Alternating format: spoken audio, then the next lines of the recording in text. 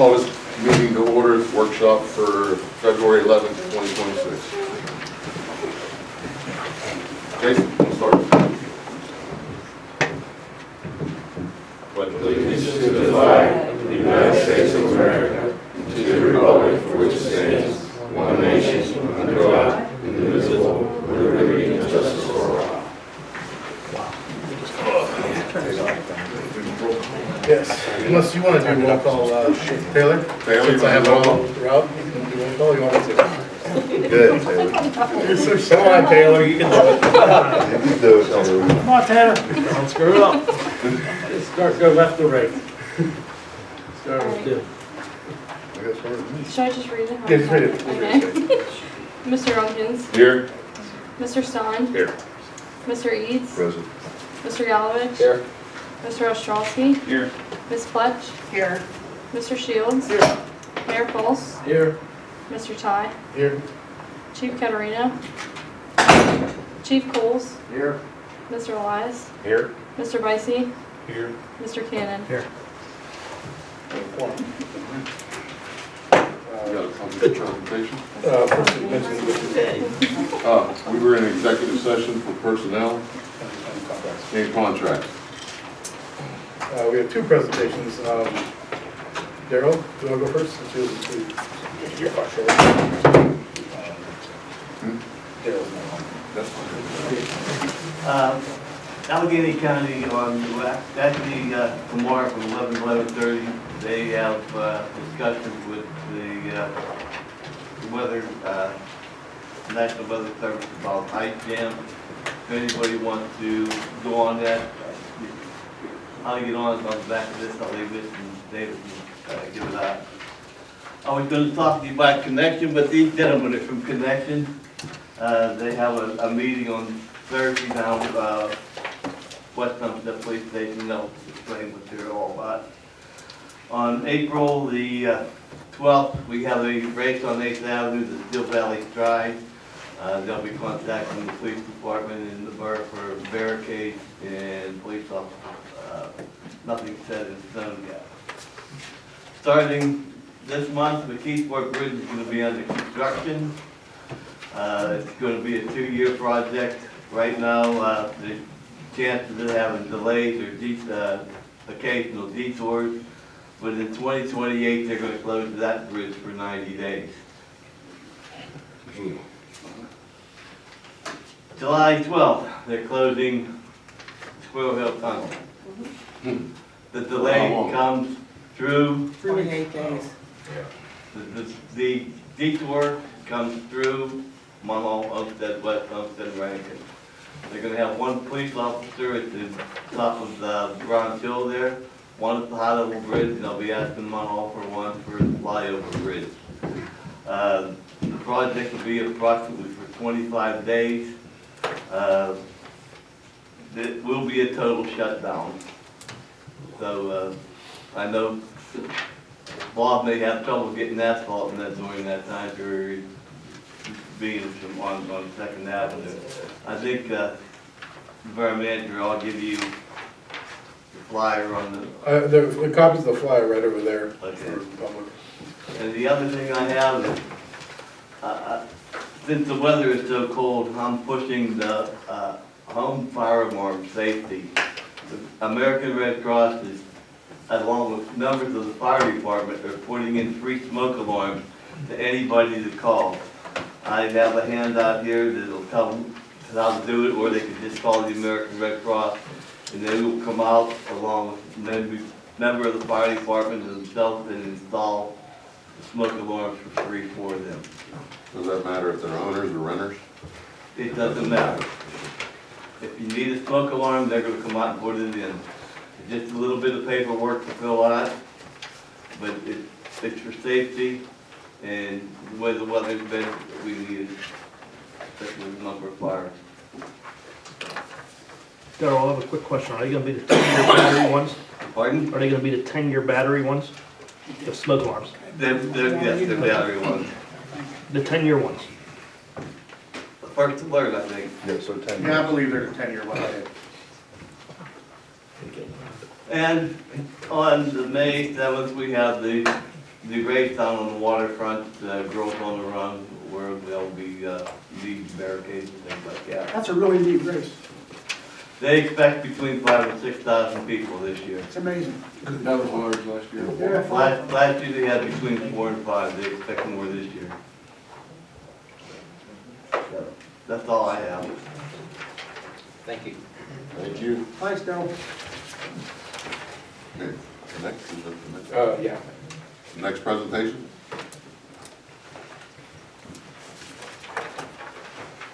Hey everybody, so my name is Eric Robb, and this is Leo Kowalski. I am from Connect, Congress of Neighboring Communities. We are here to just give you guys information, answer any questions you have about the solar proposal for that site that's been under consideration. We know you guys have had a number of proposals come in for solar at that site. Solar Center and Connect are sort of the nonprofits that give like an apples to apples comparison of those proposals. But we also have a program that your borough has since entered where we are working with a power purchase agreement provider, and we're offering a power purchase agreement to you guys as well.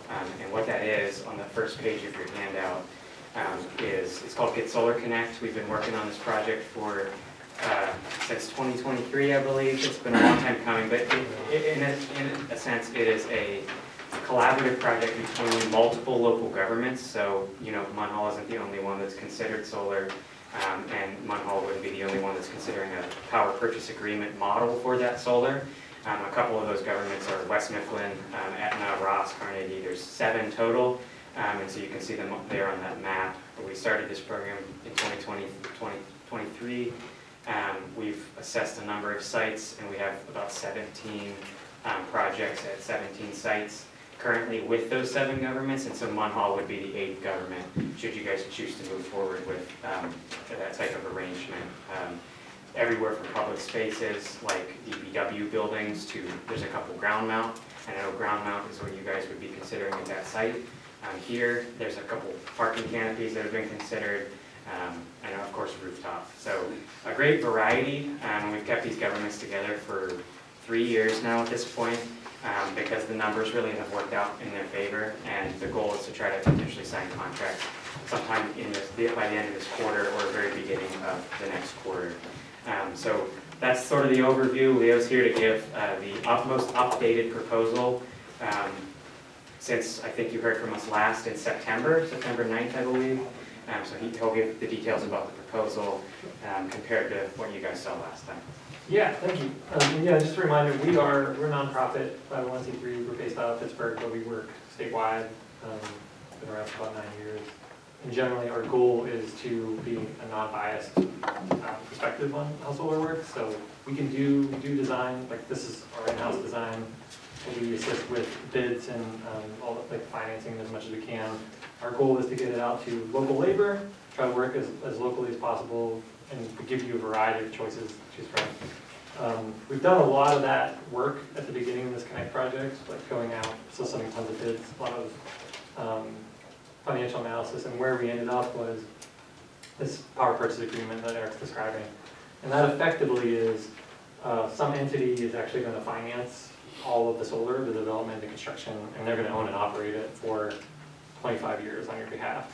You can, in most instances, buy that project out after the IRS is satisfied with the amount of time they own. It's usually 5 years. But generally speaking, it's a nice deal if you don't have cash up front, because they're going to do it all. You're going to get cheaper electricity, and they're responsible for dealing with anything that comes up. So they have to make sure it works. They have to maintain it. They have to manage the grounds. All of that stuff that's required by code, that's all their responsibility. And the nice thing is, generally speaking, our purchase agreements are challenging to make work financially for projects that aren't very, very large. So usually we see them for big municipal projects, like in this scene today, but like very, very large school districts, that kind of thing. But because we've grouped these projects together, it sort of has the appearance of one big project. And so we're able to get like pretty excellent financing at a much lower rate than I've seen in a long time for each of these projects individually.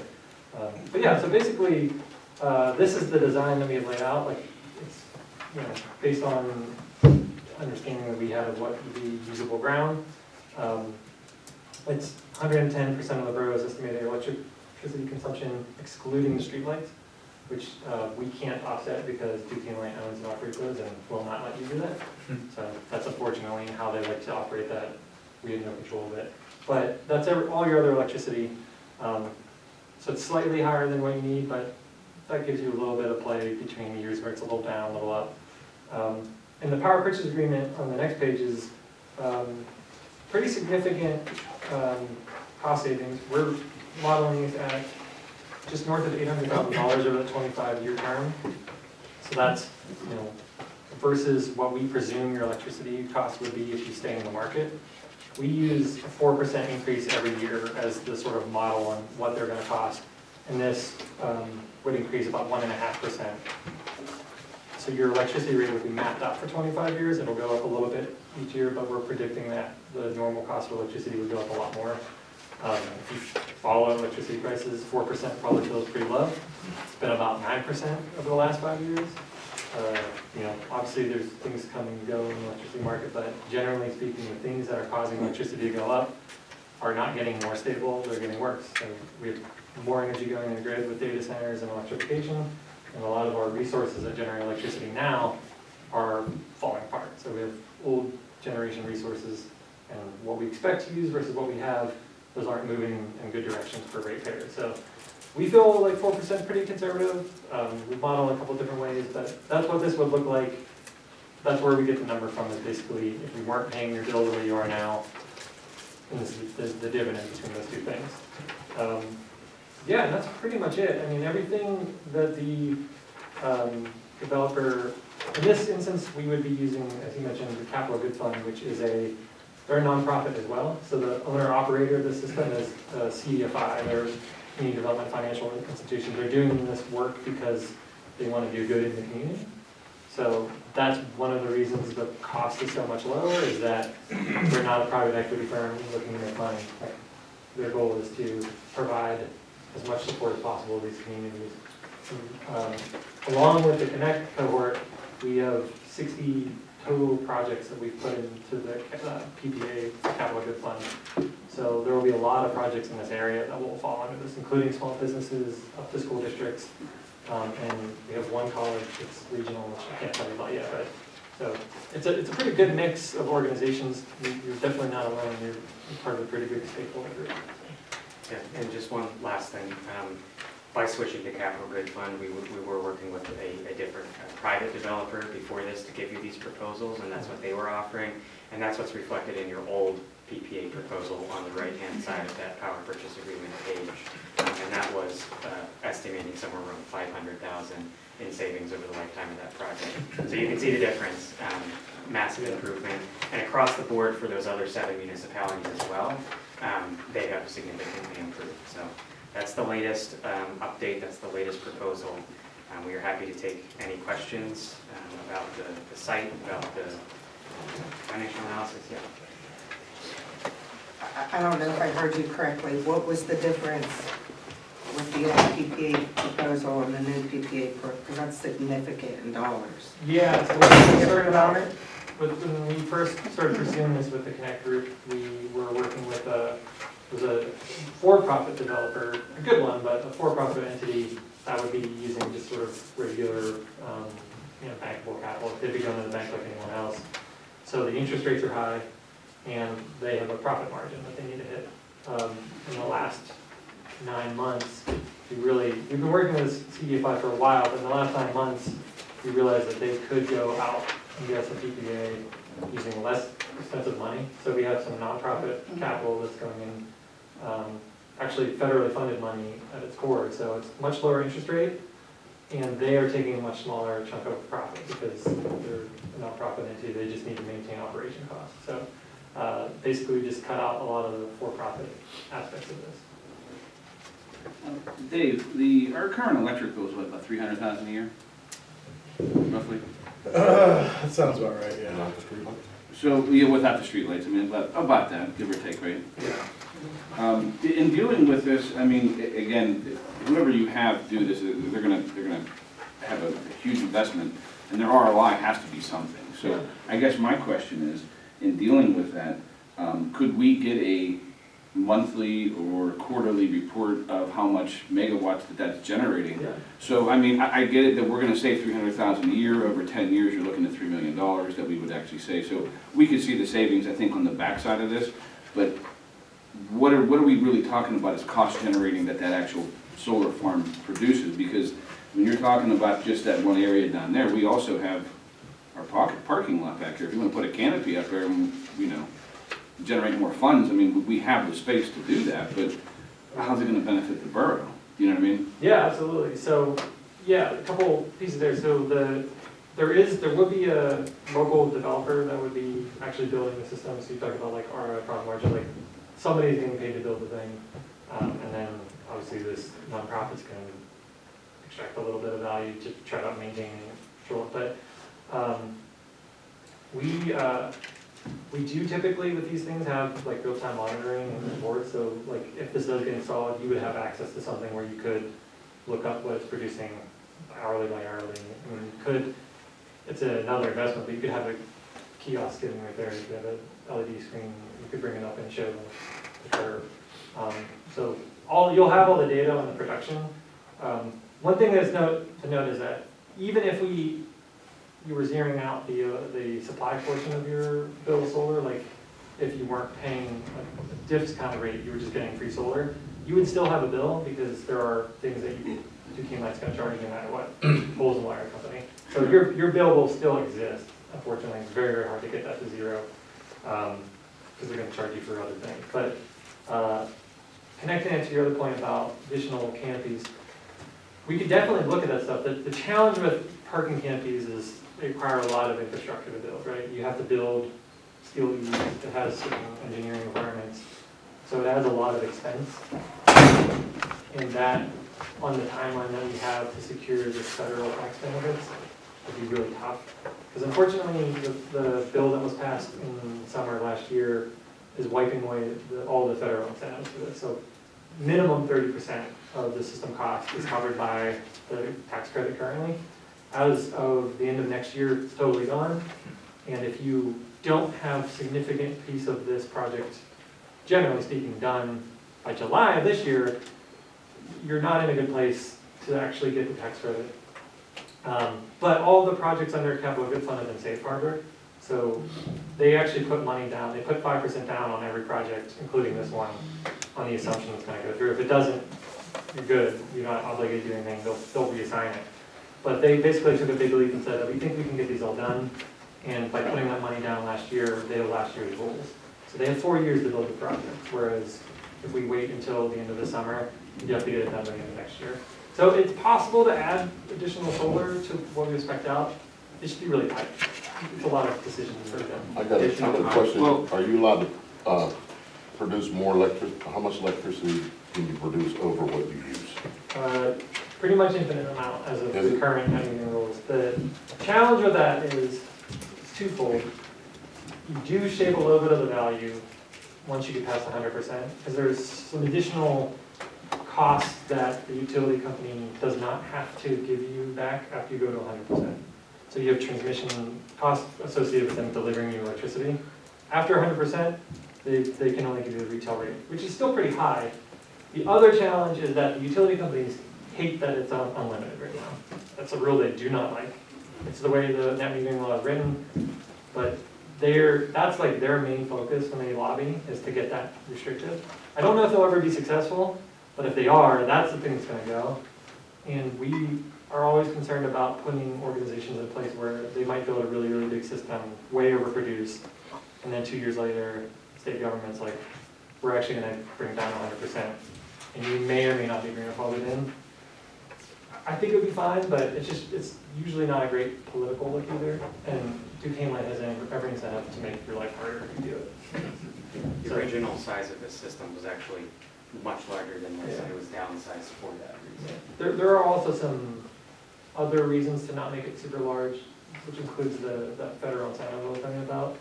So one of the things that they did in that bill was made larger systems more complicated to verify for the tax credit on the timeline you have. So there's some other structural reasons to make it a little smaller. There's also, if we could make this a little bigger, Duquesne Light adds what's called recloser cost. basically they want to shut off on their side if the system's so big. And then you pay for it, and it's like $1 million, or it's $500,000. So it suddenly adds a lot of cost unless you go big with the system. Additionally, using this site for another use as well.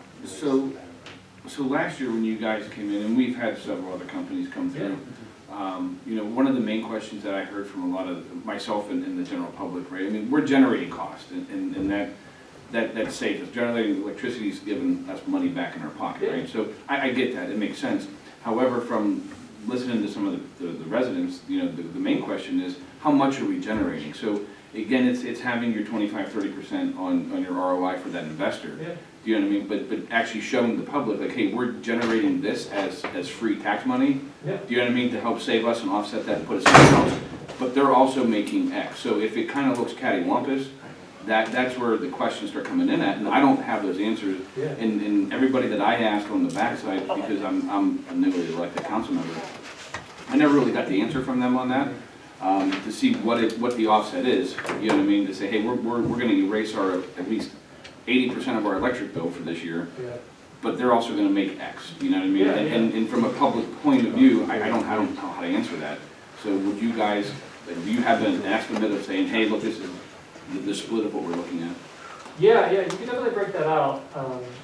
There's two ways we generally hear organizations like you approach that, which is, one, you have that buyout opportunity. So in year 6, the IRS is like, you can sell it to whoever you want. They can sell it to you, basically. So you could fundraise, have capital set aside, and then purchase the system out, right? And then 100% of the electricity is yours, 100% of the profit is yours.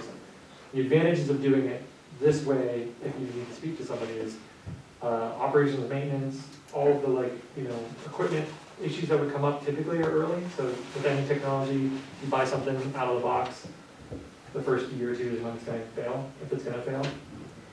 There's warranties on everything, whatever, but you want them dealing with that.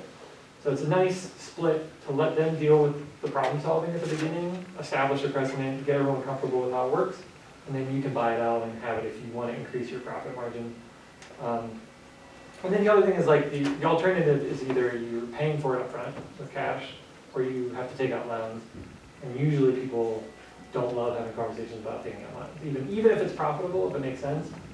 That's kind of the other way you can do it, right? So if there's an appetite to do a large-scale lending on a project, it will ultimately save you more money because if you can get low interest as a municipality, but it's complicated, right? This is super easy. We don't get the grants then either. I mean, the funding from the federal, do we? You could if you do it fast. So they do have a tax credit equivalency for nonprofits. They basically just write you a check, but you're responsible for doing the paperwork on that and securing it.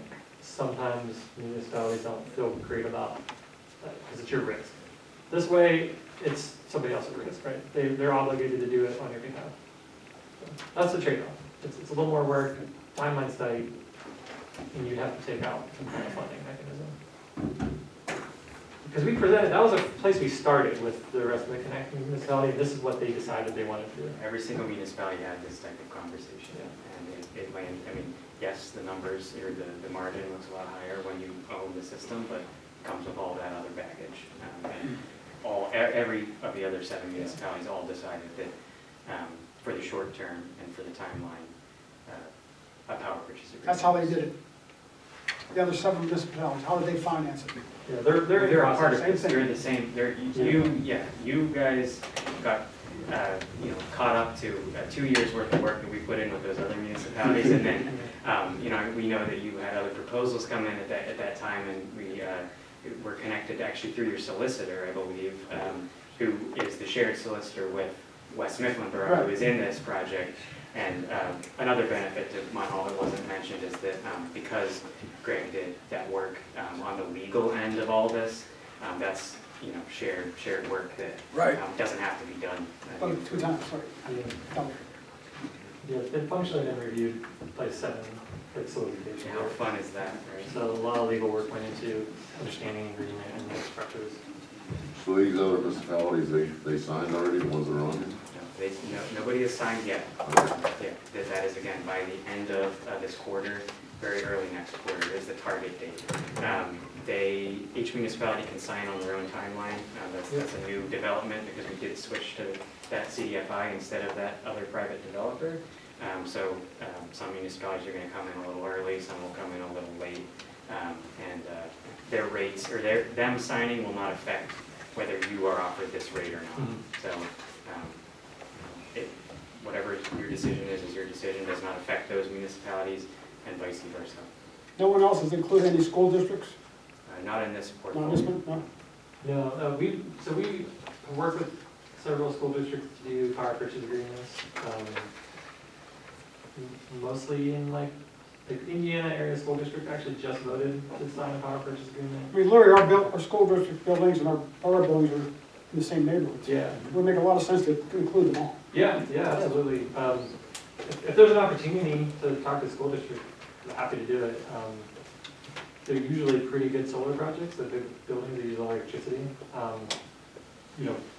We do what we can in outreach to get in front of folks and let them know, but they don't come to us, it's hard to know that. But yeah, absolutely, they could be available. And they probably honestly have enough space to just make the financing work on their own anyway.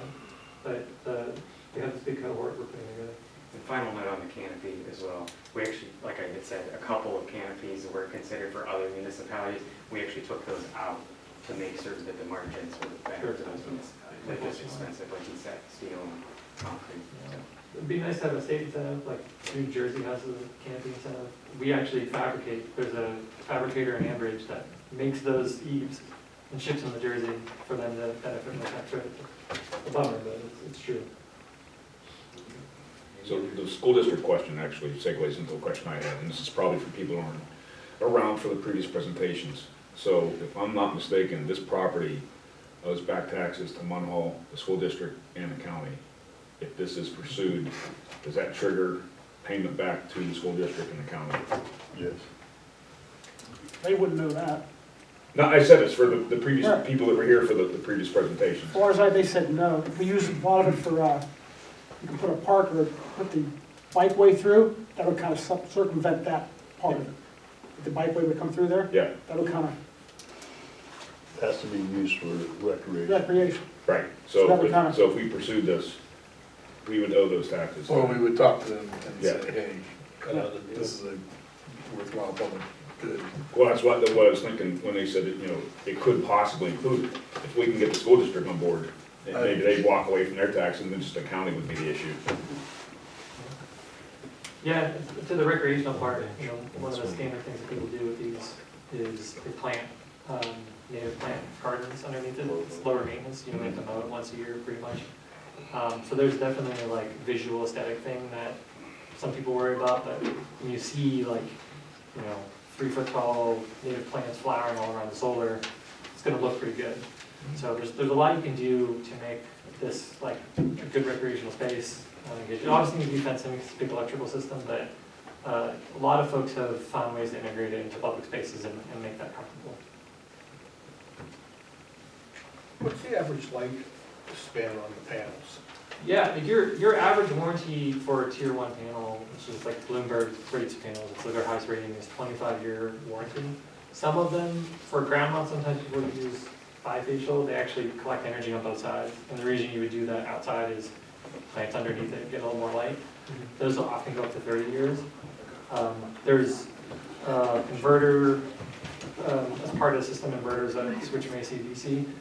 Those get swapped out once per life cycle typically, so they last 12 to 15 years. But really, after the warranty, there's no reason the model is going to stay up for 10, 15 more years. They're almost as effective as they were day one. They lose about half of a percentage point typically a year, so it's like 85% of what they were doing day one they'll do on year 30. But yeah, I mean, with the PPA with Capital Good Fund, if at 25 years you're like, get these out of here, they take it at their cost. So that's part of their agreement is they remove it on their dime. You don't have to think about it. If you want to keep it, you can keep it. If you want to doing another PPA, like they have a lot of options, but they take full responsibility for dealing with the end of life. So if at the end of 25 years, we say, yeah, we still want it, but we need new panels, then that would fall back on him. They probably, my presumption is they want to re-rack it. What the technology will look like will be kind of interesting. There you go, technology 25 years from now, who knows? Yeah, yeah. It'd be completely obsolete.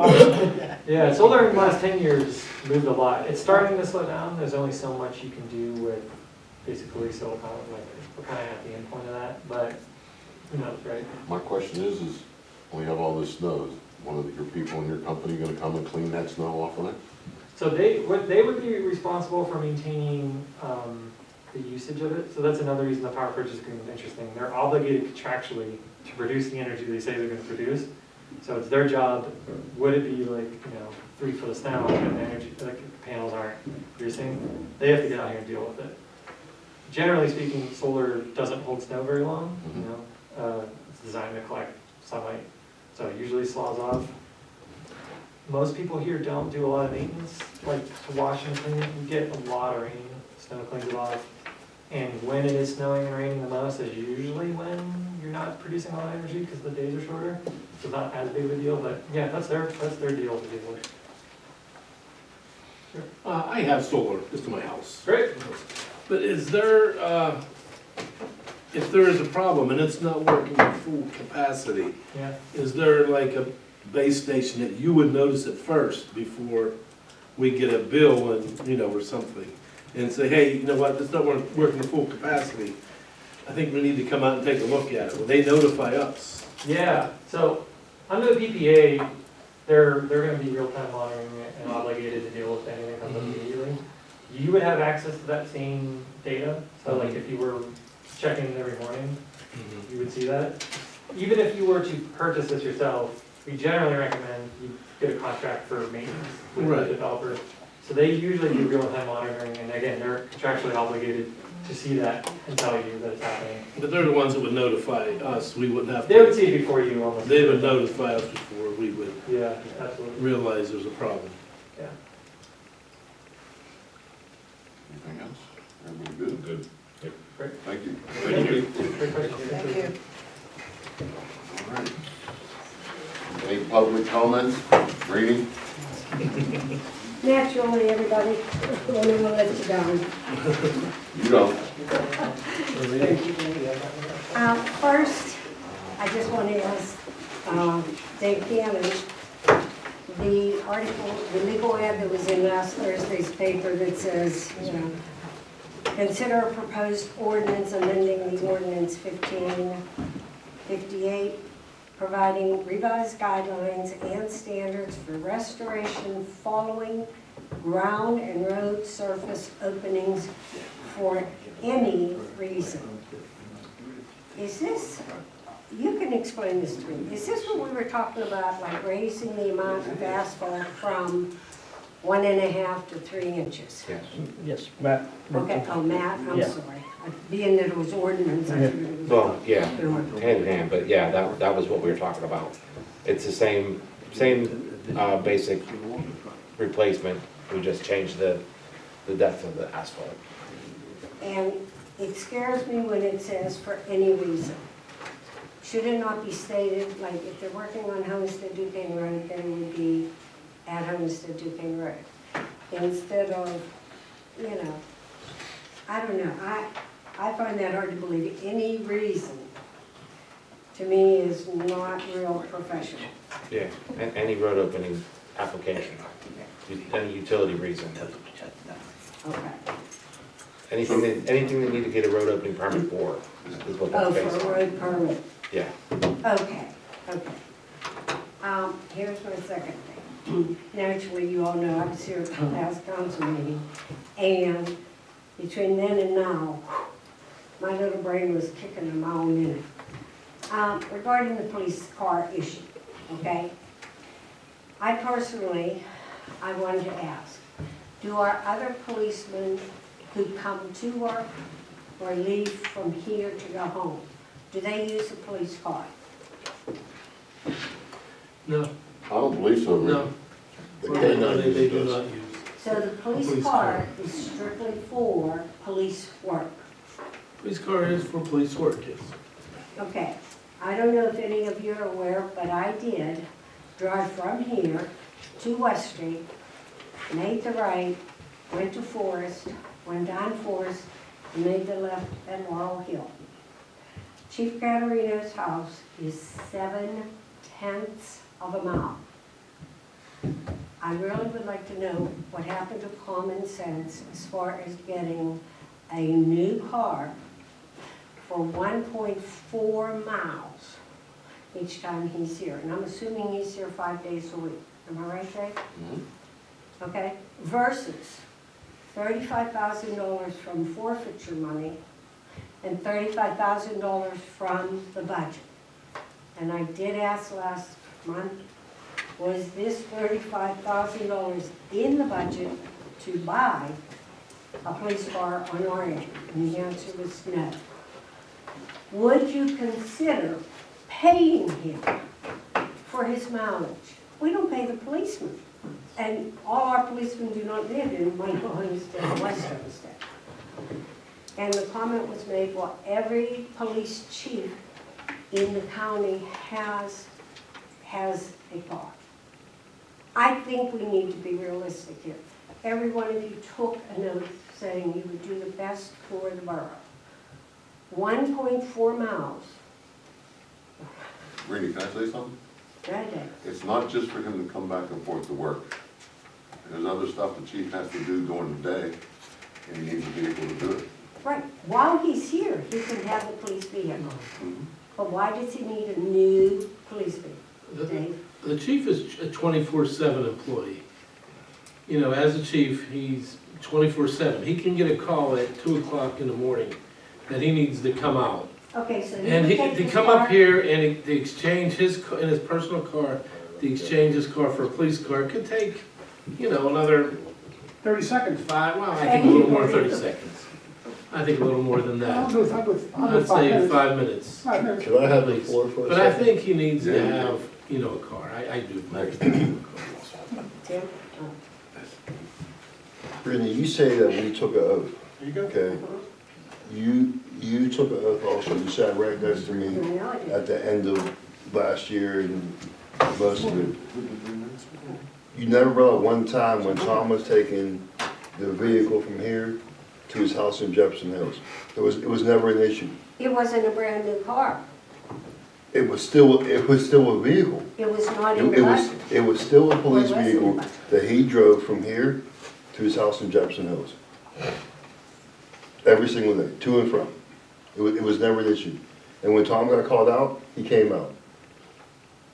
Yeah, we never had a problem, Randy. It was never an issue. I don't know if it's, personnel issues with other people, but I'm just saying, it was never an issue. Nobody said anything when Pat had a vehicle and he drove a mile and a half. How many, was it about a mile and a half to your house? Yeah, about right. A mile and a half. To The and issue, from. the issue every was, it single- wasn't budgeted, it's a brand new vehicle, that's the issue. That's You're right, it wasn't budgeted.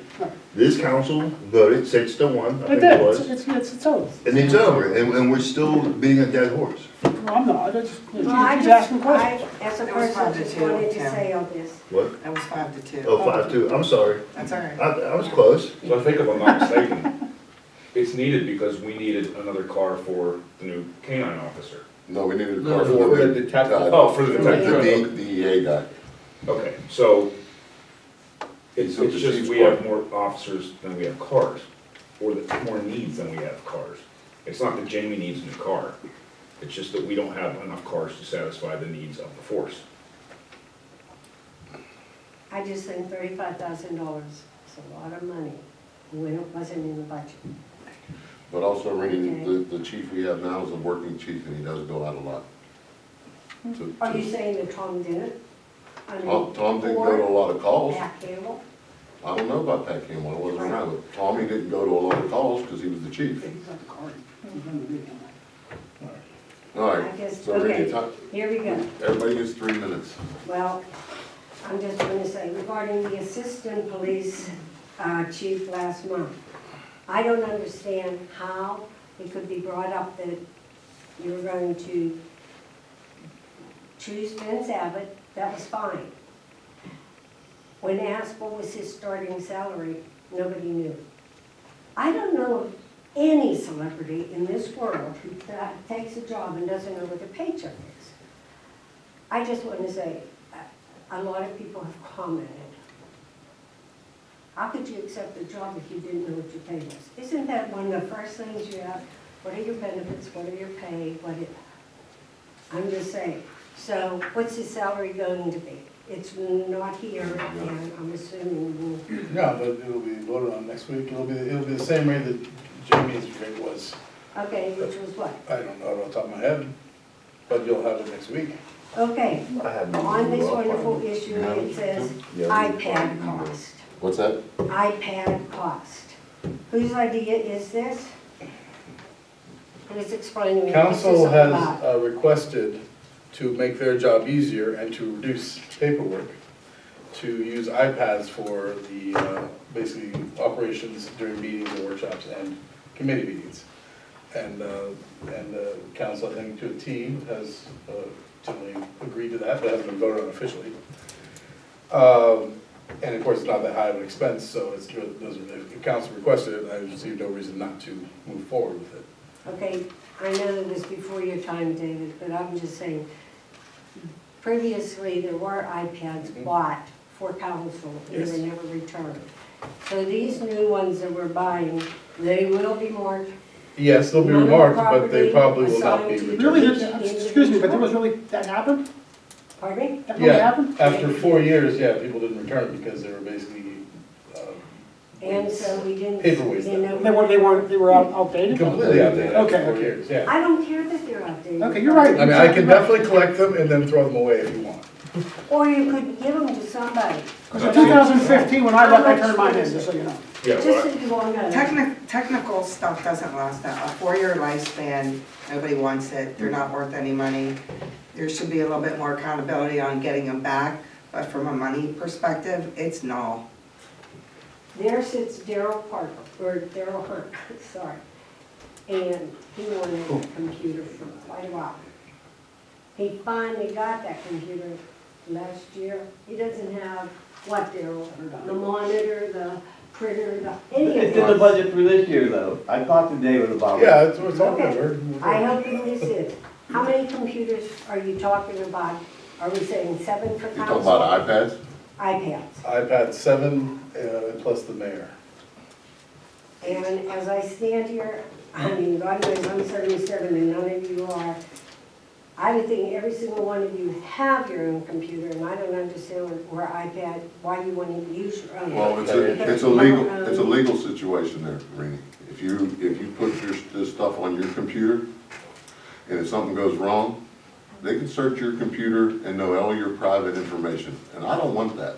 And David, you know, because you and I started together, and Kevin and I, we were installed in January, in February, he and I went to Costco for that same reason, okay? I didn't want my iPad to have information, I didn't want my iPhone to have it. I spent $900, he bought the same exact iPad, $900. My thoughts are, I find it hard to believe that we're gonna pay, how much money, Dave, for each one? $500, $450, somewhere around there. Okay, so 500, once So again, is it in the 38 budget? something. It's in the budget because it's under technology, Okay, computers. do we have committees? God bless Karen, because I did see her at the COG meeting the other night, and I was so sorry because I went running in, I looked at her, never even registered, and when they said Munhall, I said, here, and Karen said, here, and I went, oh my God. Okay? The bottom line is, we, for next week, have a list of the committees and the times. Was there a finance committee meeting in January? No. Okay, will you please? let Well, us- it's up to the finance chair, and we'll get that posted publicly on the website as soon as possible for all committees. Okay, David, Anything the else? doors, the doors. Yeah, the not doors are a open. problem, I understand that, I've been And everybody fighting keeps with them. passing the buck. I mean, the. No, no, no, police- no, no, no, no, no, no, no, no, no, no. The police pass. I am not He left. passing the buck.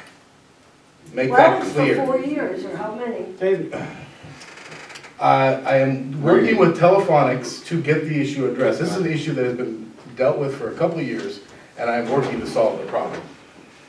And I think we might need to go with a new company besides Telephonics for this. What? I have her answer. It's 115,570 and 52 cents would be his salary. And it's the same as Jamie's was. And he didn't get his 3% raise. He's not taking a 4% raise. Not, was it a 4%? this is going from a comments from agenda Yeah. to a cross-examination. Yeah, so, I mean, so, Hey, we have to finish it up now. Okay, I You know, know. I respect you being here, asking great questions, but I have There's asked protocol you to here. finish it up twice, Randy. Then I'll pass the tablet. In our community room, there were 10 tables bought with money. Okay? I had the meeting, Mhm. there were not 10 tables, there was not 8. Right now, we went upstairs, there's 5 tables.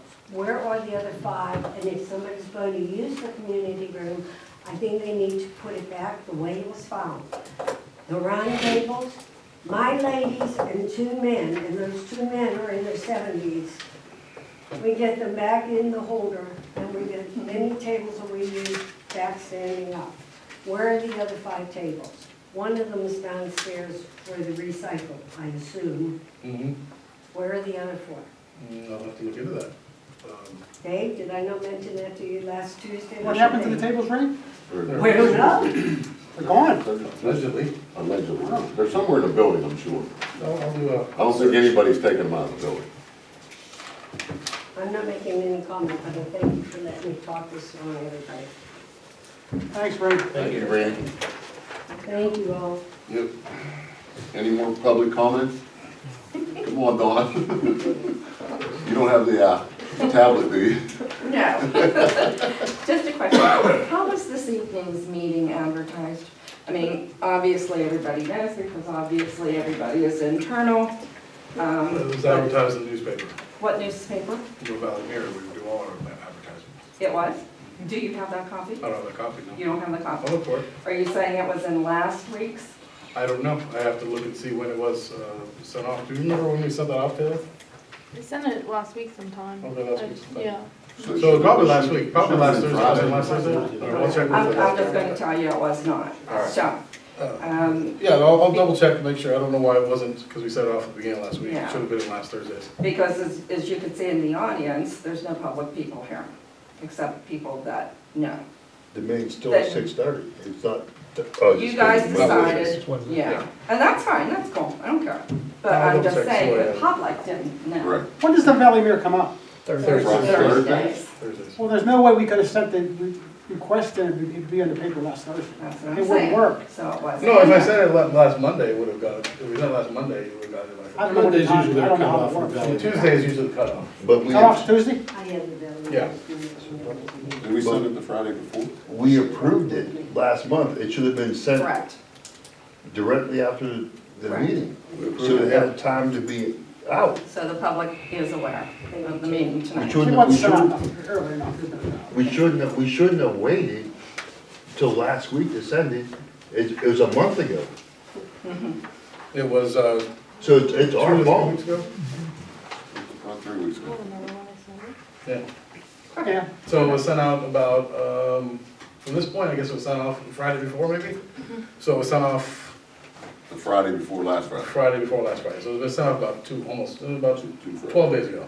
Mr. Ty, how is that sent out? She sends an email to the Valley Mirror. So it's an email, so it goes right It's all to the them. posting, the one that Ms. Fry referenced was done the same way. Yeah, okay.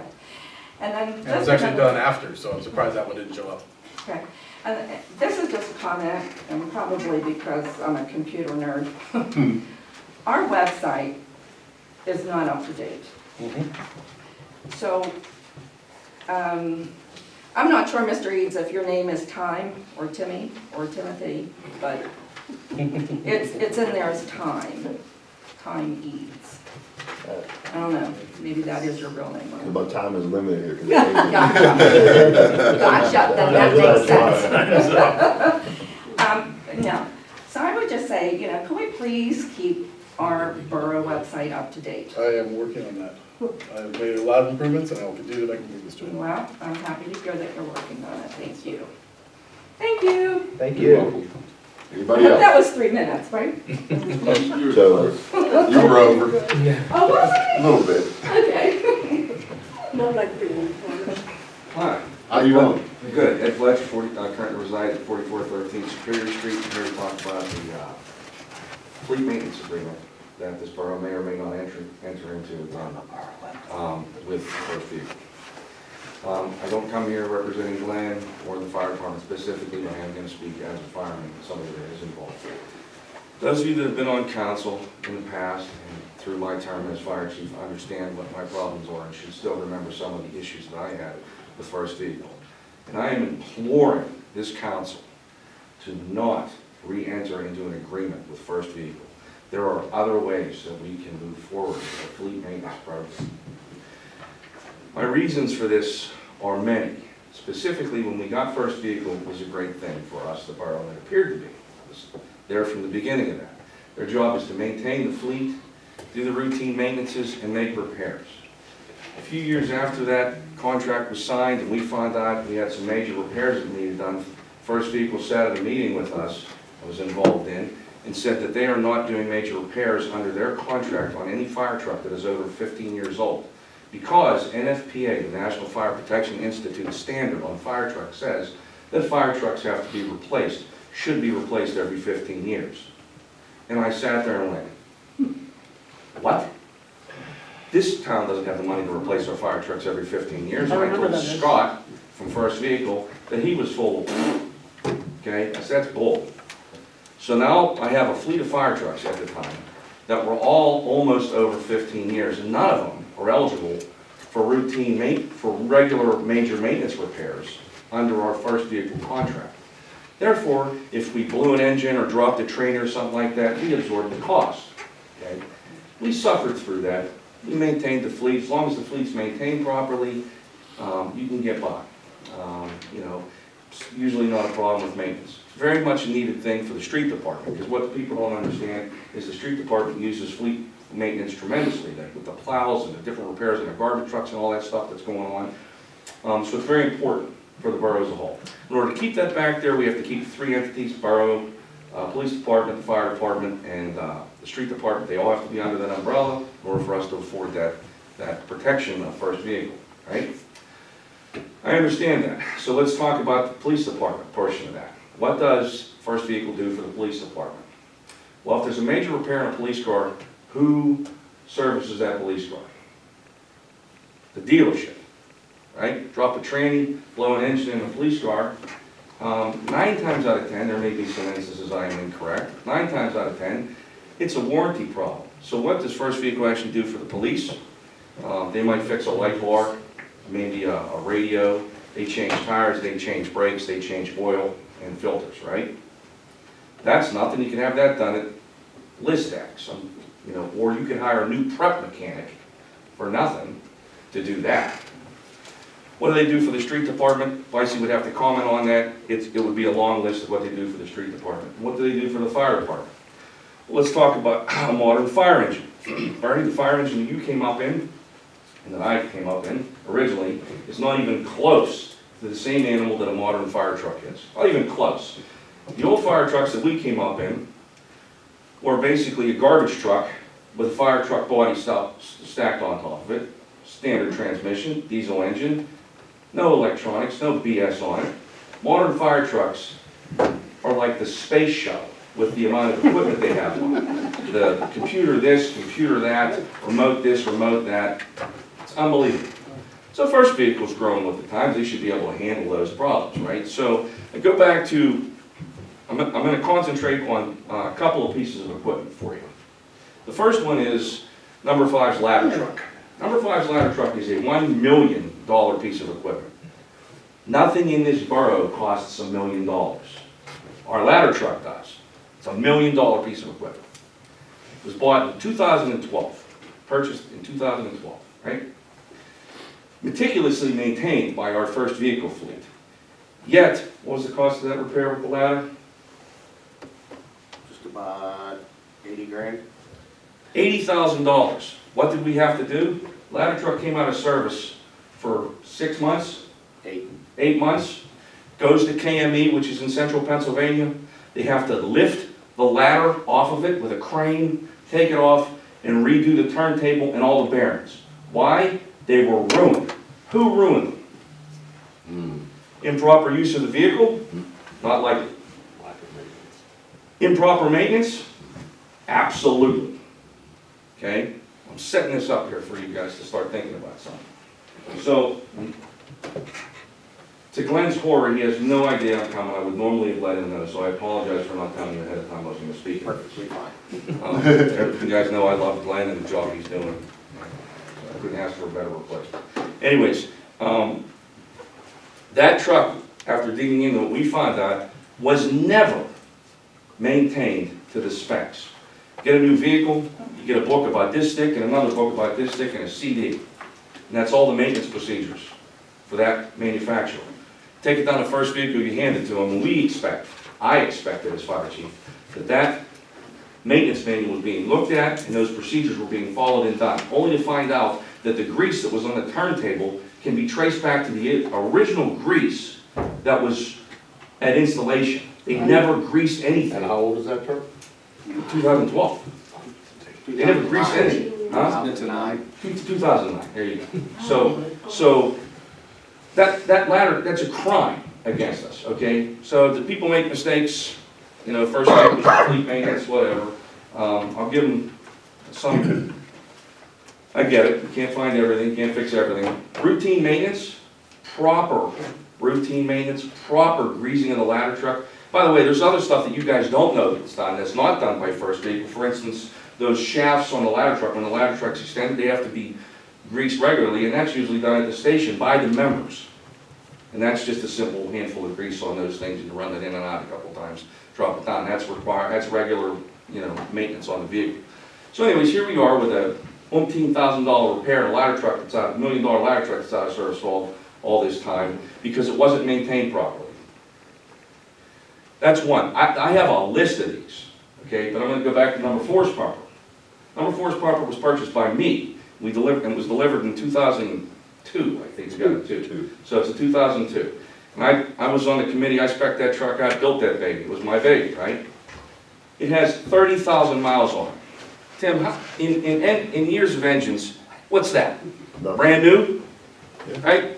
30,000 miles on a diesel engine is nothing. Yet, number 4's engine starts showing signs of a blown engine. Okay? So, it's a blown engine. There's problems with the pistons. There's problems with it. It's not a manufacturer defect. I'll get back to that. So, at this time, and I got a phone call, what do you think? And threw my 10 cents into this, and we decided that there's a quick fix for it. We'll see how it goes, and that's to put, what'd they do, Glenn? What's that? What'd they do to number 4's pumper, the quick fix we did for the pistons? For just this recent? Not today's, but a couple months ago, when it was out of service. The stop leak. Put the stop leak in. It's an additive you put in there. That's what First Vehicle recommended to us. And as the borough officials from the fire department, they agreed to listen to what First Vehicle has to say, which, why wouldn't you? They're our maintenance guy. They're going to try to fix it. And I got a call from the captain of that station, Anthony, of course, the assistant chief of that station the other day, and they're having blow-by on the pistons. He's a mechanic. That's what he does for a living. Called me up, he says, what do you think we ought to do? That's why I'm here. I lost my mind. I'm sick of this. That problem is a maintenance problem. That should not happen to that vehicle. PJ will stand up here and tell you about the squirt and the problems we've had with the squirt over the years. Number 4's pumper had what's called it's a voltage regulator on it. It's a voltage management system. All new fire engines come with these voltage management systems. And it was, every time you got in the fire truck, this thing's whizzing away. There's a problem with how it's shedding voltage. And what happens with this case is that this voltage device, we'll call it, is designed, if the truck's sitting there idle, it's shedding voltage from areas as it's just sitting there idling. It'll turn off a set of lights and all this stuff. It's a whole procedure you have to write down. All right, when the voltage drops to here, you want to turn these lights off, then this light, and then this system. So the truck can get down and idle and not have to run. It's a voltage management system. And that was bad for years, okay? And so we had these little rotating lights up in the light bar, rotating lights, and one of those lights was going bad. And I'd had enough and called First Vehicle at the time, and I said, I want this fixed. It's over 15 years old, so we're paying for it. So I want this fixed. He says, well, you're going to have to find out which light's causing the problem. I think it's a rotator light that's causing the problem. And I said, I have to find it? He goes, yeah, have the guys find the light. I said, what the hell are we paying you for? I said, you find the light that's bad and fix it. They didn't. Number 4 went and bought a new light bar for it. Scrap the old one. That was $4 grand, something like that. My point is, there's got to be a better way. Hire a mechanic. The equipment back there is Munhall Borough's equipment. We own it. The tire machine, all the BS that's back there, we own it. Hire a mechanic that can maintain, a prep mechanic that will maintain this fleet. Another story. Number 2's engine had a leaking fire pump. I reported it. Hey, pump's leaking at number 2, can you go fix it? They are not fire pump trained mechanics. So I happened to walk in the station, and the mechanic at the time, well, the guy now, the mechanic at the time walked in and fixed your leak, and what he did was he went under the truck, put a wrench and tightened the packing bolts. I looked, it's not leaking. I said, I went over to the truck, it's cold. Up to the office, did some paperwork. When you adjust packing on a fire pump, now we're into what I do for a living. When you adjust packing on a fire pump, you have to run the fire pump, and you make those adjustments while that's turning. Otherwise, you can crank the bolts down too tight, and the shaft won't spin, and when it spins, it heats up the glands and everything else and ruins it. Another story, and this is my last story. Back to number 4's fire pump again. Number 4's pumper truck goes up for its pump test. 30,000 miles on this truck. And granted, it's one of the busier engines around, but goes up for its pump test, and mysteriously the pump fails its pump test. Has to be replaced. Replaced! I could get a fire truck out of a dump and get that fire pump to run by just doing some maintenance on it. Yet ours, number 4's pump failed. Everything that I'm telling you leads right back to First Vehicle. And if you folks don't think First Vehicle's a problem, apparently you don't watch the news and hear what's going on in the city of Pittsburgh. Raise your hand if you know who maintains the city of Pittsburgh's fleet. First Vehicle. Worst thing that ever happened. Anybody see it on the news lately? All the shit that's going, all the crap that's going on with their fleet? You want to be part of that? Hire a mechanic. Get a plan in place.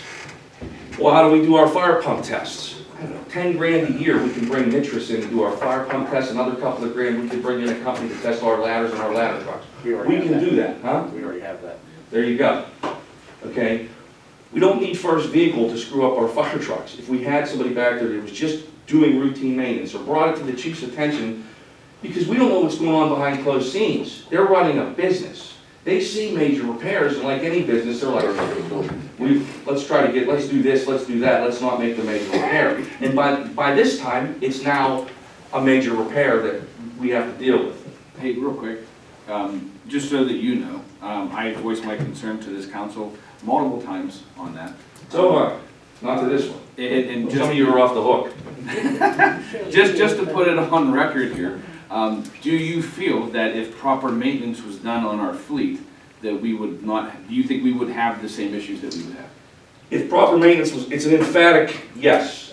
We would not have, it's an emphatic no. Proper maintenance was performed on our vehicles, in my opinion, specifically on the mechanical side, the fire pumps. Number 4's generator. These trucks have generators built in. They're hydraulic generators, and that oil is supposed to be changed every 3 years. It's never been changed on the generators. We've had problems. There's gaskets that need grease or stuff like that. There's a list of stuff you have to do. Guess what? It's expensive. That's why we're in a contract with you guys, to do this stuff so we don't have to. right? The old way of doing it was when it was broke, we took it to Ackerman's or whatever, and we got it fixed. But that's not what I'm advocating. This council needs to seriously consider getting rid of them. And I don't care if Scott from First Vehicle likes it or not. He does not, because I voiced this. And this happened, and I'll finish up right here. When the ladder truck was going down Whitaker Way and kept blowing up brakes, they were exploding brake drums. They were cracking the drums in half. Thank goodness for everybody in this room that Brian Verbanek isn't standing behind me. That was his baby, that $1 million ladder truck. Was my deputy at the time. Going down, they kept going through, they went through 3 or 4 sets of brake drums. And they said, we have to have a meeting. Yeah, let's have a meeting. I'm good for that. And I brought counsel to the meeting. There was counsel was present at the meeting. In which meeting I was told by First Vehicle, he laid down some BS documentation. He says, this vehicle is not certifiable for the road in Pennsylvania. Told me that in an official meeting, Bernie. First Vehicle, Scott was there, and then some other wingnut from First Vehicle showed up with a suit and tie on. Said this vehicle is not certified for use to be driven on a road in Pennsylvania. It doesn't meet DOT weight standards. And I said, what are you talking about? He goes, well, yeah, that should be a tandem axle. He said, all this crap he's talking about, it's not. I said, it was built in Pennsylvania. What are you talking about? And what they were getting to was they're not replacing any more brake drums. That might be a little bit expensive to do that if you think about what it takes to put the brake drum on the back of the ladder truck. That's not a cheap and easy ordeal, right? But they did it 3 or 4 times. Only to find out that 8 months prior to that, the computer failed on that vehicle, as will happen from time to time, and it goes in the First Vehicle. First Vehicle led to repair the computer, put the new computer in, everything's fine, except First Vehicle failed to take the engine up to Allison, I think it was. They have a Jake brake on that truck, or a retarder. And that helps retard the brakes when it's going down steep hills to prevent the transmission and the brakes from overheating. And that computer never got reset. Once they reset that computer, we haven't had a brake repair on the ladder truck since. Point is, First Vehicle's mistake again, and they came to a meeting and told me that that truck we bought in Pennsylvania wasn't roadworthy and certified DOT to drive on a street in Pennsylvania. Total lie. Total lie. I don't know what kind of dummies they think that we were. Some of our guys are actual mechanics. Some of our guys were involved in the builds of these things. This council needs to get rid of them. You need to get a prep mechanic in there, or an actual mechanic, and possibly a helper. Currently, when a tire is being changed on there, he might need help from a borough employee because he can't lift the tire by himself. I'm just picking a tire. So he gets a borough employee to come over and help him with the tire, which you're going to do that. Tire falls on a borough employee's foot and breaks his foot. He's on the borough's dime for workers' comp. If the borough mechanic drops a tire on his foot, he's on First Vehicle's dime for workers' comp. See what I'm saying? So there was always need for an extra mechanic, but it's not in the First Vehicle contract and would cost umpteen more.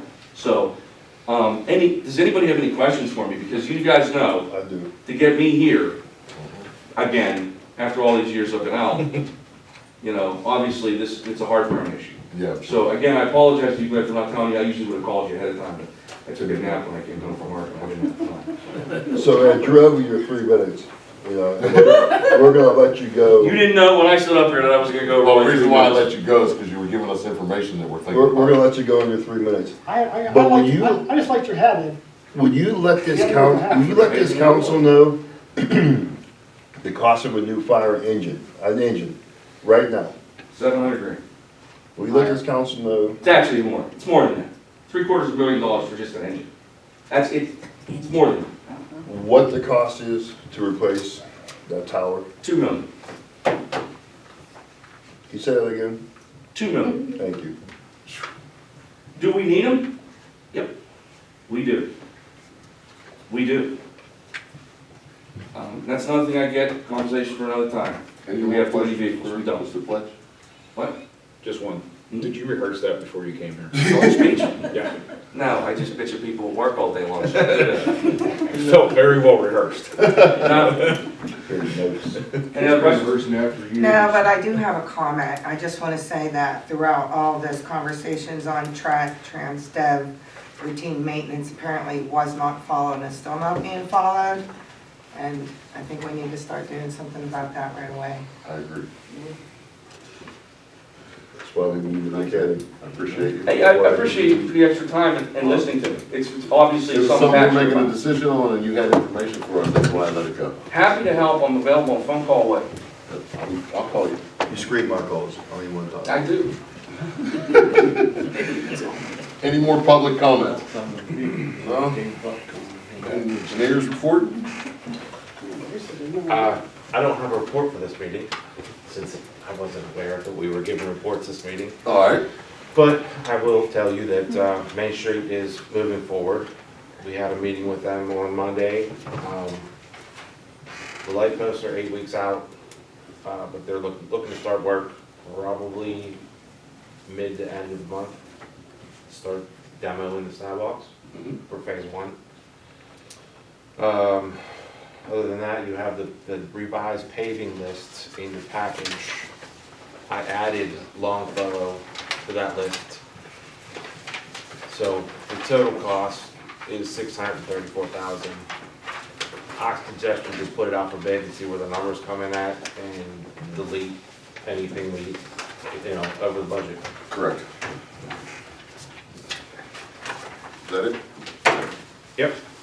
Thank you. Code enforcement? You have a copy of my report, a couple things I have to add. Last Tuesday, the planning commission met for a simple line change for 2 properties on Maple Dell, 129 and 145. The neighbors have agreed to, Mr. Honorado is gonna take some of Mr. Schuster's property off him because it makes sense. So it's a simple line division change, so you'll be seeing that next week. The zoning board met for a special exception up at the old St. Rita's School and Rectory. They didn't come to any conclusions. They needed more information off Jesse Wiggin, his tenant. So they're waiting on that. So that should be, another hearing should be next month sometime. There's a sign that several people have asked me about. In our ordinance, we don't really have anything with signs saying that you can't have swear words on them. We may want to have Greg look into that. I mean, freedom of speech is one thing, but swear words on a sign shouldn't be acceptable in one law. So I maybe. think we went through that last year, and Greg said, Greg said that there's nothing. it's freedom of speech, we can't do anything about it. But could you put an ordinance that you're not allowed to have? No, it's freedom of speech. I understand that part, but like the freedom of speech, swear words? Yeah, Okay. Where's the sign of that? Right on Ravine Street. yeah, it's right there, yeah. We talked about last, when he first put that up. Yeah, I see that sign before. I've seen that sign every day. Yeah. They're a poor representation of that street anyway, so what's the difference? That's all I had to.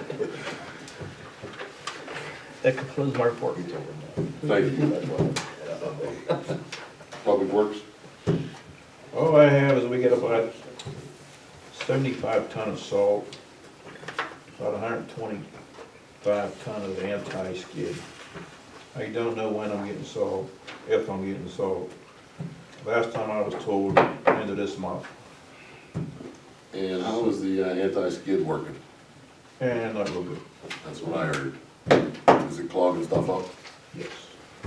It's gonna destroy some of our stuff? I don't know if it's Down the road. destroyed, it's just maintenance. You just gotta clean Catch it. basin's gonna take a beating. Yeah. And How much more of that stuff we have left? About 125 ton of it. Are we gonna use it only when we have to? Yes. Thank you. Anybody else? Electric garbage trucks were delayed another month. That's another one I'll believe when I see them They pull give you a in. reason why this time, Bert? They just called the guy and he said, another month. No reason, just. Are they paid for? They're not paid for, are they? No. Okay. Mr. Chairman? We took that one without. Comment about public works. Go ahead. What's that, Tim? Okay, all right.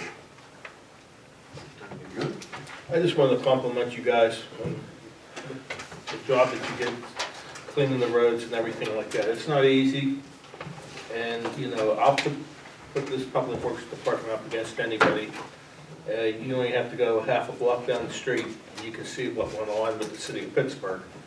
So I just wanted to say thank you, and I appreciate the job you and the guys did. Let you guys know. Mr. Chairman, I have a comment too. As I think you know, Bob, Munhall Cares is buying the Public Works crew lunch on Friday. They really appreciate the job, and I appreciate the job all you guys have done, you know, with this monumental snowstorm we had, you know, about 15 inches, I think it was. So the job you did was terrific, and Munhall Cares had a meeting last week, and they wanted to do something, and they're getting you and your crew all lunch. I believe it's hoagies, they've got some chips, they'll have drinks here, so it's all on the Munhall Cares people. Thank you. Tell them thanks. Is that it, Bob? That's all I have. Fire chief? I think Ed just did that. It took your job, didn't it? He did. You heard most of my complaints, but he did it in a more vibrant form, you know. But for the month of January, we had a total of 61 calls, 31 in town, 30 mutual aid requests. Our average time from dispatch to en route was 2 minutes and 41 seconds. Dispatch to on scene at 4 minutes and 46 seconds. Added a new category now that our average time spent at each call was 32 minutes and 49 seconds. I don't have any man-hour times for you because we switched over to a new reporting system for the state that the companies are still navigating through. Once they get used to that, we'll be back to the man-hours and so on and so forth. And during the storm, we did have crews manning each station for the duration of the storm from Saturday evening all the way through Monday afternoon. I used to love being on call. Right, Bill? The tax collector doesn't have anything right now. Hold on one second.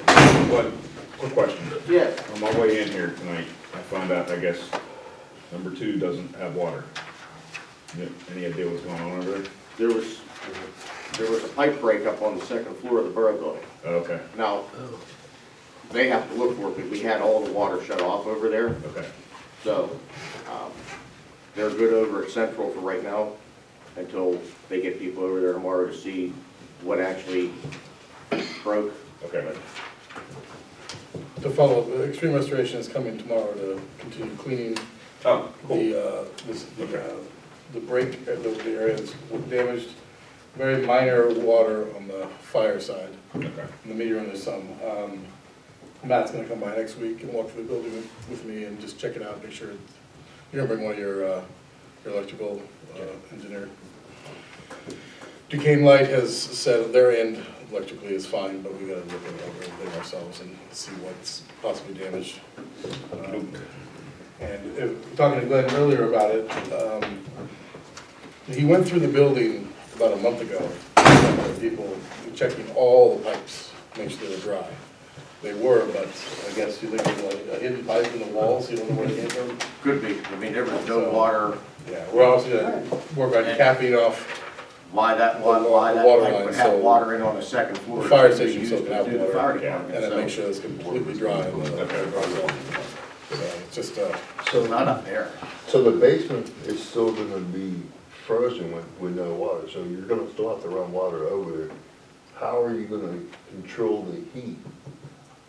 well, like, when it's dry, when the pipes are completely dry, there's no actual water in the building. Well, we're gonna wrap it with heat tape. I thought we did that already.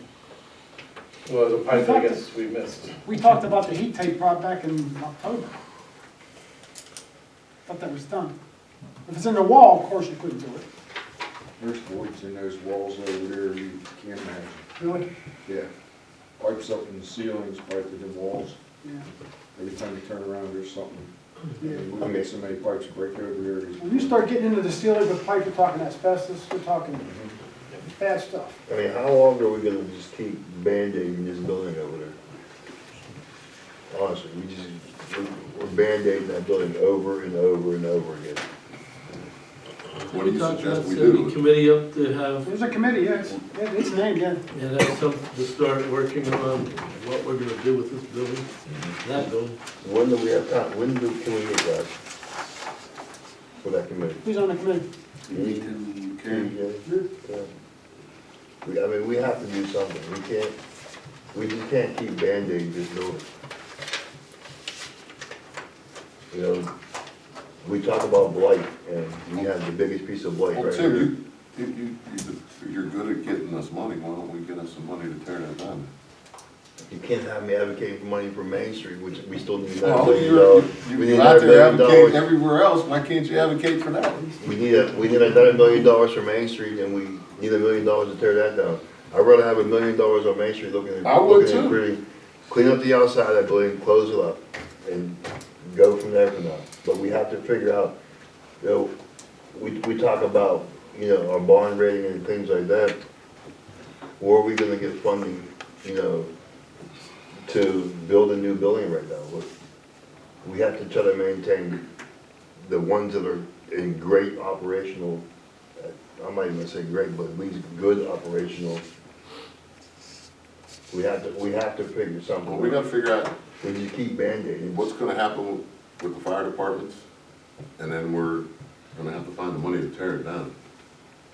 And everybody knows that's not what I wanna do, and I'm sure there's a lot of people who don't wanna do it, but it makes sense. We don't have the money to fix it up. Should be torn down at the worst case scenario, put a parking lot in there. I mean, we've had three different engineers go through there and do studies. What do we need to do? Money that we don't have to fix it. We're not, where are we gonna put Central? Make room for somebody else at this point. I don't know what you want us to do. I mean, it's a tough conversation that we have to have at some point. Right, we do have to. Well, we have a bad motor on number 4's engine now. I mean, that's another cost that's gonna be a cost to the borough. We had a cost last year with number 5's tower. I was the only person on council that voted to replace that motor, had that motor rebuilt, because it's gonna blow. It was out, and I said, we should might as well do that maintenance repair on it. And it's gonna cost us double now when it does blow. I mean, there's problems that are coming down the line. And they're coming faster, they're not slowing down. We have to be above it and in front of it, 100%. We have to be in front of what's going on. I know there's feelings with that building. It's I'm not not saying the building, I'm not saying the fire. it's the money, Tim. I understand that, but we have to start, we have to get a game plan. We have to move forward. Well, that's why we can't formed keep the committee. sitting on our hands.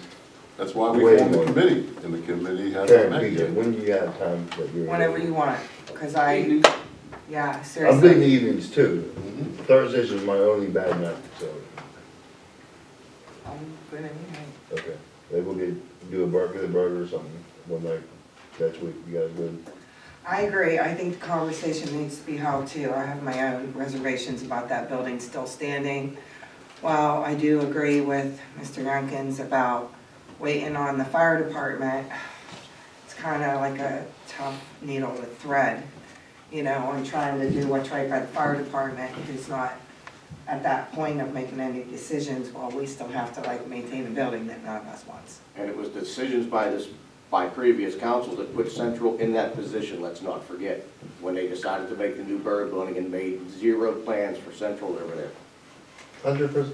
There was decisions made here that are bad and are still haunting us.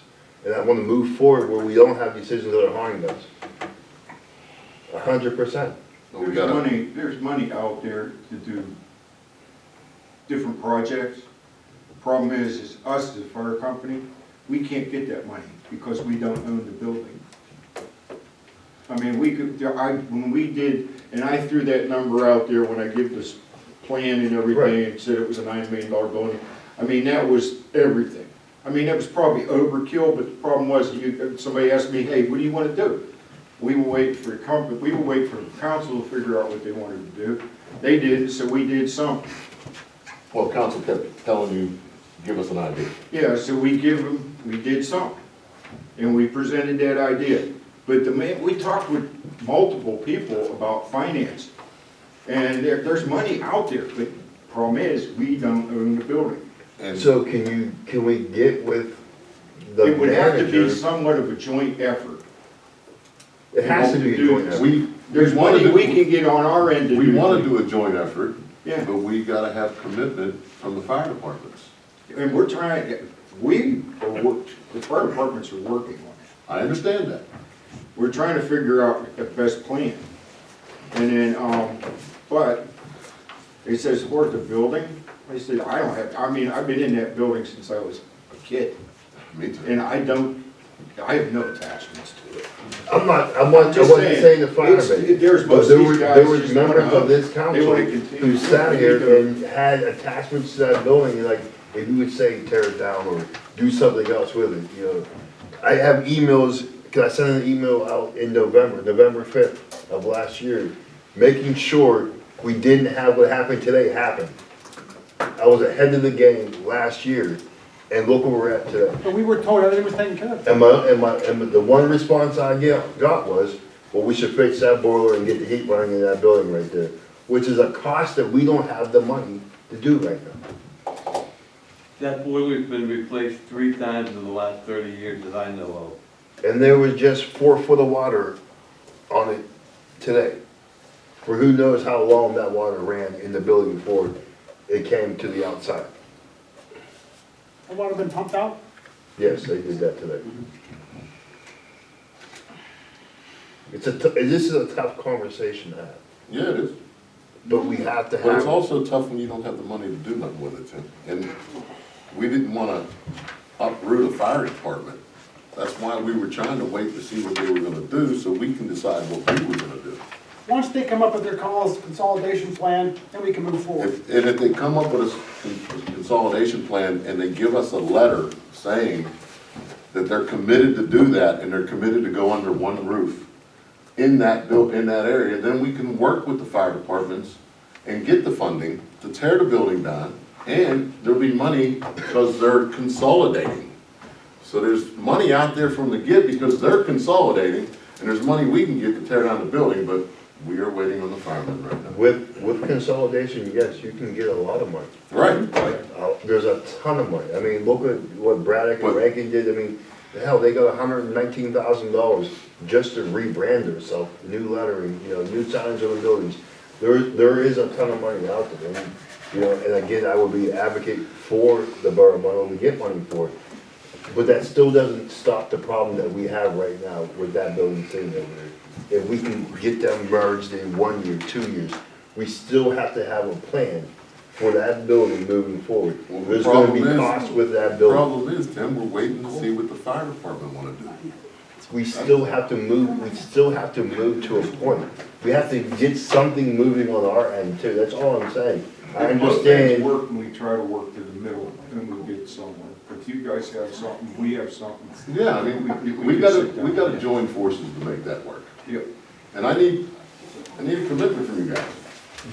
I need a letter or something saying, hey, this is what we're doing. Because we don't wanna start looking into stuff like that and then the firemen say, oh, we're not gonna do this. So we've been waiting on them, is what we've but been there's waiting a on. decent generator that's over there. We need to pull that out of that building, we could probably use it back in Public Works or use it at one of the other fire stations. How are we getting it out of there, Tim? Do you have any ideas? There's a, the opening, it looks like it's, You know how to get it out, Bob? No? Okay, I'm just asking. It's it doesn't look that, how old is that generator? It doesn't look that old. All right, well, we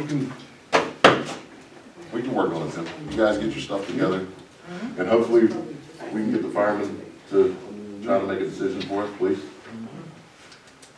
I don't know what else to say. You wanna go on? Yeah. Item 2? Yeah, all right, so we already talked about the solar farm. I believe Dave wants to bring another company back in to discuss. No, I kinda like what they said. All right, well, Yeah. whatever, I mean, we can, if there's any follow-up Yeah, I like questions, them. let me know if regarding the solar, I can talk to them again. And I can also put a presentation, like an actual video call together. Yes, Karen. I have a quick comment about the guys that were in here for the solar. Yeah. Or I enjoyed listening to as well. If there was a formal slide deck or presentation, could you forward that I can get to a copy the of it. council members that were not here for that presentation? Yeah, I'll get a copy of the council. That would be I'll great. have them updated and then send it to you. That would be great. I still have a copy from the one company that came in November. I just kind of like to kind of look back and forth. I think one thing that just, it's almost like a little tickle that I'm not real sure about. Whenever he was talking about the difference of the PPAs from the 1 year, because it was different interest rates and whatnot, and they went more with a nonprofit. Are we relying on that nonprofit to like stay in business for the next 25 years? Is that a problem if they don't? They're gonna have that contract. Or is that their problem? That's their problem. That's not our Well, problem. no, they're the architects of the deal. Oh. We would sign an agreement with the PPA managed by this nonprofit Nonprofit. financing. It's not like a nonprofit charity, it's a nonprofit financing organization. Okay, Its job is to stay afloat and finance it. okay. It's just, it's different, it's not like a for-profit, we're talking, add on like 3 or 4% on whatever. And this is a safe way to do this, I'm assuming. Can you We can send talk them to, the we can cost? talk to the other 7 municipalities. Well, and- this was and- brought up at the Silver Lake Council of Governments too, that there were multiple boroughs that were interested in combining on solar. And they didn't have the list of the other I mean, townships that. there's 7 or 8 municipalities. Yeah, I know. I could One definitely of talk to them- the managers. One of them is and West find out Mifflin, so what their opinion is. Like, I'd love to hear what they have to say That's been too. number one here. Yeah, West So Mifflin's already West on Mifflin here. and then maybe Ross, something like that. All right, Great. yeah, I'll get, I'll talk to several of the other. Thank you, I appreciate it. Dave, will you send out all the proposals to all the council again, so everybody can just review them again? The one from last year and this one? Yeah, just so. From the company I brought, this company, I right? can do that. Yeah. I'll get the updated one from this one, and I'll get. Yeah, because I wasn't here for this company. I was That's out. fine. I'll get it. This company's Okay. This one? proposal too. I Yes. missed it too. That's fine. I don't know where I was at. But I kind of like them. They seem pretty I have good. all the proposals at home. But I'll send them via email, it's fine. Please. I'll send them. How do we see if the school district would be interested? That's one of them. You have to be quick, that's the one problem. Who wants to talk to the school district, anybody? Anybody have good connections? I don't. Well, I have to talk to him about the schedules for softball and baseball. I think I'm just gonna go to the meeting because Well, then I'll send you the slide deck before, when's the meeting? Then talk to them, Tim. I think end of the month. So they're the last week of the month. Okay, so it's no time, I'll make sure I get that this week to you. They're like the last Monday and Thursday of the month, I believe. This is National Fitness Council. All right, this is just something that, they reached out to me, it was You talking about the National Fitness Council? yeah, this thing right here, I just printed off the one copy of what it looks like. It's basically an outdoor fitness thing that kind of, their objective is to, get communities to be healthier. Mm-hmm. So they offer this as a service, but they obviously cost money to build this out and then it's kept outside and people can just use it as they want. Two problems, one, I have no idea where I even put this. Two, it would cost the borough probably about 20 some odd thousand. It just wanted to let you know it's out there. $20,000, I mean, come on, for something like that, it's It's- well worth it. I can get the whole thing presented. I can see Bernie using this stuff. They have stuff like this, similar to this down along the walking trail, where they're kind of like permanent bar type structures, that if you're like walking along, you can do a stretch or something We don't have along a your. good walking area. Well, scale wise, how big is that? That picture is just like, what is Right. it? I'm trying to scale that up. How big is 50, no, maybe it's 70, 80, by 70 or 80, yeah, something like that. It's not that Probably big. about 20 or 30. You need like a real level ground floor, I mean, like It'd Kennedy have to Park? be, it'd have to be level. Yeah, Kennedy Park wouldn't work. I mean, maybe. You might be that? able How to- about Park Square? That's what I'm thinking, yeah, down there, by the Well, I library. mean, if council wants to pursue it, see if we can get some more ideas. I don't know. That's what I'm trying to Park Square down by, There's more interest than I thought there would be from this council. the Verdi's thinking the same area, Kennedy Park. Yeah.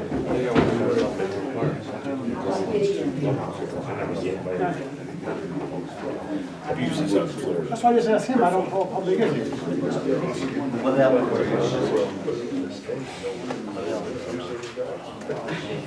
Well, there's grants that they can get, but it only covers about half the cost of it, so it's probably 30,000, we'd have to pay 30,000. I know, I'm saying that adult exercise equipment going into. Okay, well, we can definitely pursue that. Through grants. I can also set up a Zoom call or something if you want more questions. For I've this, used these on floors. Okay, all right, well, there's more than 35. Well, if we get a grant for it. They're a good time. All right, I'll pursue it. Park Square is this It's big, too small. and- I think Park Me and Bernie Square, just figured it out. I don't know. Park Square is too It's small. probably 30 by, what I say, it was 24? 30 by 24. God, between the sign Yeah, I would, video drive, I mean, up there. Bill, the agreement we kind of discussed. Yep. Solid update. We got most of that. I've been told that there might be a barge from Compass Minerals coming upstream soon, but once again, we've been hearing that for a while. I believe that when I see it. Yeah, exactly. 100. Is the ice still a problem? Ice is melting, it's getting better. There's 100 tons from our original order at the beginning of January they still owe us, and then we still have 3,000 more tons we're supposed to get. We put in an order of 100 tons and then another 1,000 tons on top of that, but once again, it's, whenever we get it, we get it. We'll get it by the end of the season, but. is there any maintenance that needs to be done on the salt bin while it's empty? No. No? Okay. Just a question, that's all. The iPad cost, PJ brought up the fact we might be able to find it cheaper than what I have. I'm still looking into that a little bit. Hey, PJ, you had other questions too. Yeah, so when I looked at that, I know there was, I brought up about doing the better iPads because of the pros, just because of doing the Word, Excel, and everything else, and having something that's somewhat decent. And if that's not the case, it's fine, the other ones would suffice. Proposed fine, but it costs $100 more from that quote than most of it. Well, I guess my question is with the quote, when I looked at the price of that compared to what Best Buy has, it was $50 cheaper. If Best I Buy, understand that, yeah. and if we're supposed to get government pricing on stuff, I followed that question up directly with Nick, and he said that is the price that this company that we usually go through for our computers, that is the price that we got for them. So I don't know if Apple doesn't really give much in terms of a discount for government companies or not, but I don't know. well, they do, and I didn't want to sign up for an account, but I did message them because they have like a live chat and stuff. But they do have a government sales side. Okay, well, then we can definitely pursue that. I just didn't want to do it. Jason, you got anything to put to this? No, I'm just being honest, I mean, I'm Yeah, gonna sign up for PJ something. and I talked last night, so just based on what I know about the iPads and the differences, the Pro, aside from being bigger, it's got a higher resolution screen and a faster processor, which, for the purposes of how we use it, which would probably be, looking at creating, amending spreadsheets, Word documents, I think that faster processor is probably for people who are using some high demand apps, maybe creating PowerPoint presentations, stuff like that. So I don't know that we would get much bang for the buck. Now, I don't know, at least on the Apple website, the cost difference was like twice as much. So I said, okay, twice as much the cost. I don't think that's, the juice is worth the squeeze in that situation. However, if I'm wrong about the pricing, and that was just based on what is on Apple's website, I'm happy to discuss. But just me personally, I think we'd be better off getting just the standard iPads and allotting some money to get the Office 365 suite of apps. So we're all using Excel, all using Word, and we're not asking people to use the numbers app that Apple uses and finding a way to convert it over to an Excel document. Sure. I think we all figured it out, but we're trying to make things easier here. Okay, let me get some better numbers. Once I do, I'm just gonna go ahead and order them because it's not that much. I think council's pretty much on board with just getting it. I don't think we need to go for a vote for that. No, I would like to have a keyboard in mine, and I'll buy it myself. All right. Any comments about that? I can just go ahead and order once I find a better price, the best price I can. No, yeah, and I'm with Dave. I'd like to have a keyboard too. Sure. And, so if everybody's looking for it, maybe we can do a bulk buy and I'll personally pay I'll look at for the it. prices for that too. I'm on board with the keyboard too. Yeah. They have what, they have the, is that the one you have as a case with a keyboard in it, TJ, is that what you have on yours? Yeah. That's pretty slick. Okay. What did we just talk about now with the keyboards? It's a keyboard for It's the a iPad. external It's an keyboard. external keyboard. I don't need one. Okay. I'm good. Once I get a better price, I'll send out an email, I get confirmation of what we're gonna My get. fingers are too fat to type on there. You're not getting the keypads with those? No. You should. No, yeah. Yeah. Discuss. I get 30 of them for the people I work with, and you were talking about the pro and all that stuff, there Yeah. are pros and cons, the guys with the better ones like them a lot better and they're faster. I Yeah. know. But you gotta get the keypads with them, Yeah, it's very. minimal expense, I'm sorry. No, you're absolutely right. I mean, it's not productive If at all. that says I should get one, I'm getting Yeah. it. All right, I'm telling you, you gotta get the keypad for it. What's the cost Or of Barney, it? you can go like this all day long while you're typing, you know, it's just. Hey, I wanna get my emails, I wanna get the agenda. You know, that's all I'm gonna do with it. I wanna look at my agenda, save a lot of paper. I wouldn't stop If carrying this you need a around. keyboard, Yes, we're all I'd like buying to them stop anyway. killing trees. Hey, the other thing too on that is, I mean, this was quoted with, and depending on how we do it and what our storage is gonna be, because I know I did talk to David Ty. You know, we're looking at the smaller ones. Mhm. Do you know what I mean? So again, when we look at everything, I'm always a big believer, and if we're gonna do it, you do it right the first time. I like the pro, I know if it's the cost against the squeeze, I got it, I'm okay with that. I hate getting stuck with something if we're gonna sit there and it's gonna lag and do other stuff, do you know what I mean? Because, I mean, we are gonna have committees, we are gonna do reports. I think like having if we're gonna be doing this for 4 years, at least have something that's gonna, generate that and do that, but, you know, I think Well, let's find out. we what the might cost have to is. look at a larger one. I'll get you some more Yeah. numbers. Mhm. We talked briefly last month about a proposal from resident for renting out the space for the concession stand at Westfield. And I think it's a good proposal she has, but we can't really do it without opening it up to other competitors. You just, you have to be fair. Other with this. vendors, you know? Yeah, so I just want to, we'll probably vote on some sort of advertising of some kind for that next week. Just, yeah, just so we're being fair to everybody who's interested in perhaps. I know we talked about advertising in the newspapers. Yeah. I think it's before the state coming up, they're gonna do away with that. There's no more more newspapers left. It's going away. So I mean, it's gonna change. This is the press. I mean, the Of course, 'cause that's going May 3rd. Is it going May 3rd? Which will be interesting for advertising for What's that? the engineering projects. Paving, we've got covered, so we'll vote on advertising for that. All right, good. Any old business? No old business? We missed the building cleaners, or what's the game? Well, we talked about executive session, so we'll, We're gonna move forward with what we just. Yes. I think so. Is everybody else good with that? Yeah, I know. Building cleaner? Yes. All right. You wanna share with us out here what it's you're, a what you're doing? personnel issue. It's a personnel issue right now, Rini, we can't say nothing at the moment, but it'll come out. It'll be out at the, we can put it out at the next meeting, can't we? Because we're at the vote on it, right? Yeah, yeah, we'll try to get it up on next week. All right. We'll have to. That's fine. some Transition time, but yeah. All right. All right, I need a motion to adjourn. Motion to adjourn. Second. All right, all in favor? Aye. Motion passes. Thank you, everybody.